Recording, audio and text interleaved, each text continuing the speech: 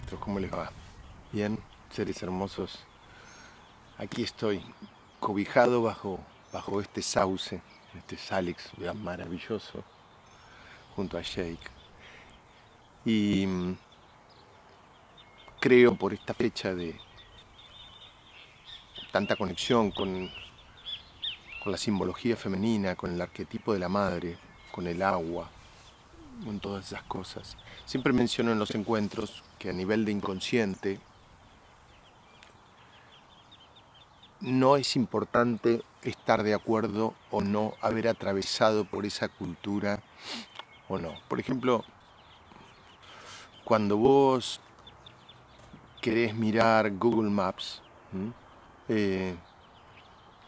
y querés, por ejemplo, ver los caminos de Rapa Nui, Google Maps te los va a mostrar porque los tiene registrados, sin importar si vos fuiste a Rapa Nui, si sos Rapa Nui. Es decir, de ese modo hay que tener la lectura del inconsciente. Uno cree que el inconsciente es solo individual y que lo que no te sucedió a vos no te va a afectar. Y sin embargo, ese es uno de los errores occidentalizados, es decir, el creer que porque yo no tuve una determinada vivencia, eso no me va a influir a mí. Y la base de eso, o tal vez uno de los motivos, es la noción de quién soy. Es decir, el conocer mi verdadera identidad, saber quién soy realmente, qué memorias guardo y desde cuándo las guardo. Nosotros en realidad, a través del inconsciente colectivo, tenemos dos temas importantes que ver. El primero es que es el jefe de todos los inconscientes, y eso lo vamos a ver a nivel biológico. Pero el segundo es ver que ese jefe de todos los inconscientes, es decir, el inconsciente colectivo es el jefe del inconsciente familiar, así lo digo yo en Humano Puente con Lucre, ¿no? Que es el jefe, porque en realidad es al que tengo que pertenecer. Y el inconsciente familiar es el jefe del individual, es decir, es al que tengo que pertenecer. Miren, a ver, vean esto porque no se lo pueden perder. Miren lo que me está pasando acá al lado.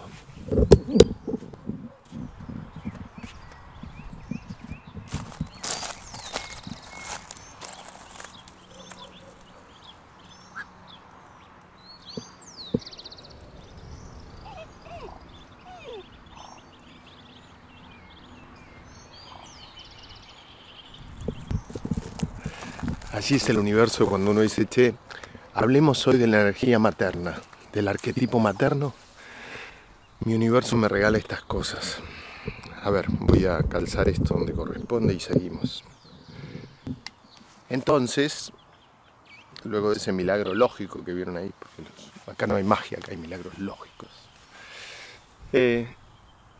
Ese inconsciente colectivo me dice a mí que no solo que pertenezca a él, sino que a través de lo que tiene depositado en hilos de información que se fueron conectando y depositando en determinadas palabras, objetos, cosas, vivencias, leyendas, yo voy a estar condicionado por eso. Por ejemplo, no hace falta que haya existido un determinado héroe de leyenda al que se lo relacione con mi fecha, para que yo esté influido por su historia.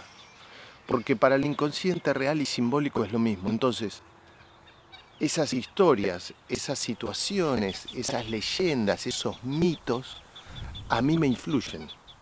Porque no es el hecho en sí lo que guarda el inconsciente, venga de una experiencia real o no, sino que guarda el hecho independientemente del origen real o simbólico, porque además el inconsciente sabe que siempre toda historia y toda leyenda ha surgido del inconsciente que quien la creó, y ese inconsciente de quien la creó a su vez está alimentado del gran inconsciente. Al fin y al cabo, esa inspiración le vino del inconsciente al cual va a darle forma a algo, por ejemplo, para crear un mito en el que interviene la muerte y el amor, la muerte y el amor y el sentir de la muerte y el sentir del amor tienen que estar ya como elementos del inconsciente colectivo. Ahora, lo que yo voy a crear en un mito, como los mitos de Perseo o los mitos de las historias de Troya, por ejemplo, incluyen el amor, la debilidad, la muerte, el deseo, el poder. Y todas esas son piezas que ya están guardadas en el inconsciente colectivo.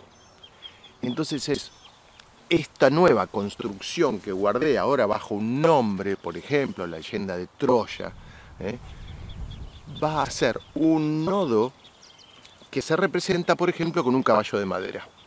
Entonces, cuando alguien vea un caballo de madera con ruedas, no lo va a saber, no va a ser todo. En algunos casos, por supuesto que sí. Ese es el caballo de Troya en la historia que meten adentro las personas, que las meten adentro y de ese modo pueden conquistar la ciudad.